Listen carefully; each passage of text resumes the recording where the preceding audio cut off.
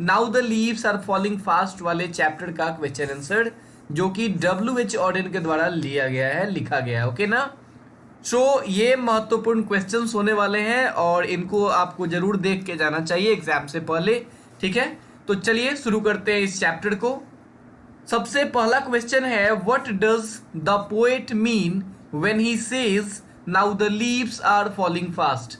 मतलब जब कवि कहते हैं कि now the leaves are falling fast, तो इसका वो क्या मतलब है, मतलब वो कहना क्या चाहते हैं। कवि जो है इसके ये जो वर्ड है, ये जो लाइन है now the leaves are falling fast, इस लाइन से, इस सेंटेंस से कवि क्या कहना चाहते हैं, उनके कहने का मतलब क्या है। ठीक है ना। ओके, सो कवि कहना चाहते हैं, द पोएट वांट्स टू से, वो कहना चाहते हैं that men are slowly going towards death.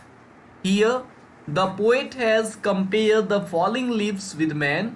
He wants to say that man is mortal and he will be destroyed like trees. तो देखो ये जो लाइन है now the leaves are falling fast, इसके सहायता से कवि यही कहना चाहते हैं, W.H. ऑडेन यही कहना चाहते हैं कि जो मनुष्य हैं, जो हम लोग हैं, जो इंसान हैं, वो धीरे धीरे अपने मृत्यु के तरफ अग्रसर हो रहे हैं, धीरे धीरे अपने मृत्यु के तरफ बढ़ रहे हैं। और कवि ने जो है वो तुलना किया है इंसानों का, ठीक है ना, किससे, गिरते हुए पत्तियों से, ठीक है ना, फॉलिंग लीव्स से। ओके, और वो कहना चाहते हैं कि मैन जो है ना, मनुष्य जो है वो क्या है, मॉर्टल है, वो मरणशील है। मतलब मनुष्य का एक ना एक दिन अंत होने ही वाला है और मनुष्य जो है इस धरती से वैसे ही डिस्ट्रॉय हो जाएंगे, खत्म हो जाएंगे। मनुष्य मतलब कोई भी इंसान जो इस धरती पे आया है, ओके, उसको एक ना एक दिन मर ही जाना है, उसको खत्म हो जाना है, उसको डिस्ट्रॉय हो जाना है, जस्ट लाइक ट्रीज, एकदम से पेड़ों की तरह। ओके, तो यहाँ पे इस लाइन के माध्यम से कवि ने क्या किया है, कंपेयर किया है, कंपेरिजन किया है फॉलिंग लीव्स का मैन के साथ में। ठीक है, अगला क्वेश्चन है, what are the words in the second stanza. मतलब ये जो now the leaves are falling fast है, इसमें अलग अलग स्टैंजा है ना, अलग अलग स्टैंजा है इसमें। ठीक है, तो जो दूसरा स्टैंजा है इस कविता का, स्टैंजा आप लोग समझ रहे हैं, जैसे प्रोज में पैराग्राफ होता है वैसे ही कविता में स्टैंजा होते हैं। जो तो ये कविता जो है now the leaves are falling fast, इसका जो दूसरा स्टैंजा है उसमें कौन सी चीज है, व्हाट आर द वर्ड्स, कौन से वो शब्द हैं जो सजेस्ट करते हैं, बताते हैं मृत्यु को, मतलब डेथ के लिए कौन से शब्दों का यूज किया गया है, और डेथ का जो इफेक्ट होता है, जो प्रभाव होता है, उसके लिए कौन से शब्दों का यूज किया गया है इस कविता के दूसरे स्टैंजा में। तो आंसर दिया गया है, in the second stanza the word whispering neighbours suggest the death and the words pluck and freeze suggest the effect of the death on human body. मतलब जो दूसरा स्टैंजा है इस कविता का, उसमें ये जो वर्ड है विस्परिंग नेबर, ये वर्ड बताता है डेथ से संबंधित है। अब विस्परिंग नेबर्स का क्या मतलब होता है, मैसेंजर ऑफ डेथ, ठीक है ना, मतलब कि मौत के सौदागर। तो ये जो वर्ड है विस्परिंग नेबर्स, ये यूज किया गया है डेथ के लिए।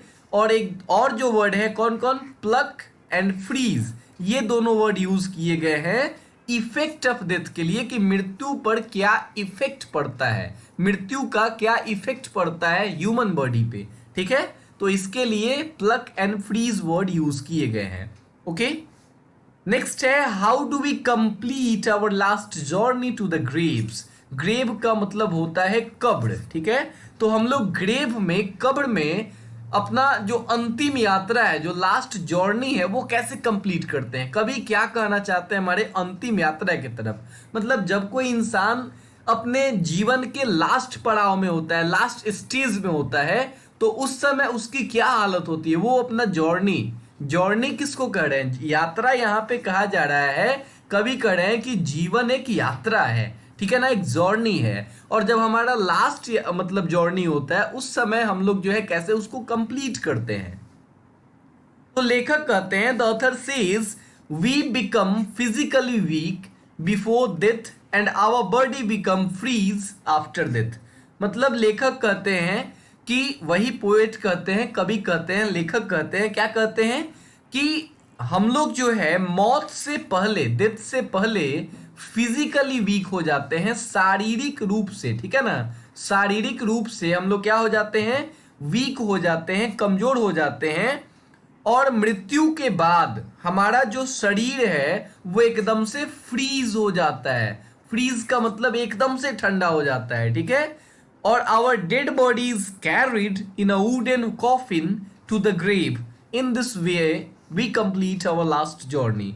और हमारा जो डेड बॉडी होता है, हमारा जो मृत शरीर होता है, वो कैरी किया जाता है, उसको ले जाया जाता है एक वुडन कॉफिन में, एक लकड़ी के ताबूत में, ठीक है ना, कॉफिन में, कॉफिन मतलब ताबूत, और उसको जो है ले जाया जाता है कब्र तक, और इस तरीके से हम लोग जो है अपना लास्ट जर्नी कंप्लीट करते हैं। अगला है question, what do trolls do in the leafless wood. Leafless wood, leaf मतलब पत्ते, और लीफलेस का मतलब हुआ पत्ता रहित, पर्णविहीन, ठीक है। तो पर्णविहीन जो वुड है, जो मतलब लकड़ी है, मतलब कि जो जंगल समझ लो, जो पत्तों से रहित जंगल है, उन जंगलों में ट्रॉल्स क्या करते हैं, ठीक है ना। ट्रॉल का मतलब होता है भयावह आकृति, ठीक है। तो ट्रॉल्स जो है ना वो पर्णविहीन जंगलों में, ठीक है, क्या करते हैं, trolls run for their food in the leafless wood. Trolls जो है वो मतलब अपने फूड के लिए, अपने खाने के लिए वो जो है एकदम दौड़ते हैं, जहां तहां घूमते हैं, ठीक है ना, वो लीफलेस वुड में। ओके, अगला क्वेश्चन है, who are the travellers and how will they be blessed. Travellers कौन है, ठीक है ना, मतलब जो यात्री है वो है कौन, और उनको कैसे ब्लेस किया जा सकता है। इस कविता में किन यात्रियों, किन लोगों को यात्री कहा गया है, ठीक है ना, और उनको कैसे जो है ब्लेस किया जा सकता है, उनको कैसे आशीर्वाद दिया जा सकता है, कैसे उनको बचाया जा सकता है, या भगवान की उन पे कैसे है, ठीक है। तो यहाँ पे इस कविता में ह्यूमन बींग्स आर ट्रेवलर्स। इस कविता में जो ह्यूमन बींग्स हैं वो ट्रेवलर्स हैं, हु आर बिकमिंग ओल्ड, और वो धीरे धीरे क्या हो रहे हैं, ओल्ड हो रहे हैं, और अपने मृत्यु के तरफ बढ़ रहे हैं, गोइंग टुवर्ड्स देयर डेथ। और उनको ब्लेस कैसे किया जा सकता है, they can be blessed with white waterfalls and lovely head of mountains. उनको ब्लेस किया जा सकता है वाइट वाटरफॉल से और लवली हेड ऑफ माउंटेन्स के द्वारा। अगर आपने इस कविता का now the leaves are falling fast का एक्सप्लेनेशन वाला वीडियो नहीं देखा है तो उसको देखें, सर्च करें now the leaves are falling fast by WH Auden, उसके साथ में मेरा नाम लिख देना धीरज सिंह, आपको सबसे ऊपर ही आ जाएगा। ओके, तो उसको आप देखें अगर नहीं देखा आपने तो। विच words in the first stanza suggest objects from nature.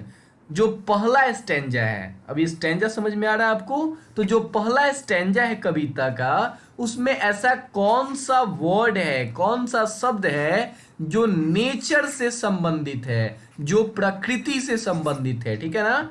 तो पहला स्टेंजा में, in the first stanza the word nurses flower, पहला स्टेंजा जब आप पढ़ोगे तो उसमें एक वर्ड आया है नर्सिस फ्लावर, ठीक है। तो ये जो वर्ड है नर्सिस फ्लावर, ये सजेस्ट करता है, ये बताता है किस चीज को, प्रकृति से संबंधित यही वर्ड है, यही बताता है ऑब्जेक्ट्स फ्रॉम नेचर को।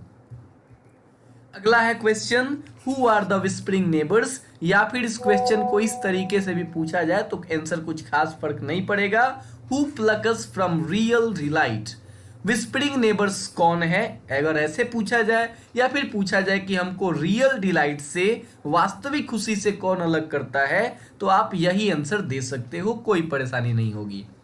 तो देखो, विस्परिंग नेबर्स जो हैं आर द मैसेंजर्स और agents of death. Whispering neighbours कौन है, तो ये मृत्यु के एजेंट हैं या फिर मैसेंजर हैं, ये मौत के सौदागर हैं। हु प्लक अस, जो हमको क्या करते हैं, अलग करते हैं, जो ह्यूमन बींग्स को अलग करते हैं, कहां से, जो वास्तविक खुशी है, जो रियल डिलाइट है, उस रियल डिलाइट से। ओके, नेक्स्ट है, how does human life become miserable. देखो, जो हम लोगों का जीवन है वो इस कविता के अनुसार वो माइजरेबल कैसे बन रहा है, वो तुच्छ जीवन कैसे बन रहा है, ठीक है ना, दुखी जीवन कैसे बन रहा है। तो अगर इस कविता की बात करें तो इसमें बताया गया है कि व्हेन ह्यूमन, जब इंसान जो है सफर्स फ्रॉम स्टार्वेशन, स्टार्वेशन का मतलब होता है भूखमरी, ठीक है ना। तो जब ह्यूमंस जो है वो स्टार्वेशन से सफर करते हैं या बीमारी से सफर करते हैं, सफर करने का मतलब होता है पीड़ित होना, ठीक है, किसी चीज से पीड़ित होना, सफर होना, ठीक है। तो जब ह्यूमन बींग्स सफर करते हैं स्टार्वेशन से और डिजीज से, तब उनका लाइफ माइजरेबल हो जाता है, ठीक है, ओके। और नेक्स्ट है, in what way will the travellers be blessed, ठीक है, किन तरीकों से, कि वो कौन कौन से तरीके हैं, कौन कौन से रास्ते हैं जिनसे ट्रैवलर्स को ब्लेस किया जा सकता है, यात्रीगणों को ब्लेस किया जा सकता है। तो travellers can be blessed with white waterfalls and lovely head of mountains, उनको ब्लेस किया जा सकता है, यहां भी है यही चीज, ओके। ओपनली एक्सप्लेन मैंने कर दिया आप लोगों को कि व्हाइट वाटरफॉल्स के थ्रू और लवली हेड ऑफ माउंटेन्स के थ्रू उनको ब्लेस किया जा सकता है। तो ये था आपका क्वेश्चन आंसर, ठीक है ना। मिलेंगे अगले पार्ट में। अगर आप चाहते हैं कि मैं अगले वाले चैप्टर का भी लेके आऊं क्वेश्चन आंसर और सब कुछ आपका रिवाइज करवा दूं, तो इसके लिए भाई कमेंट कीजिए, ओके ना।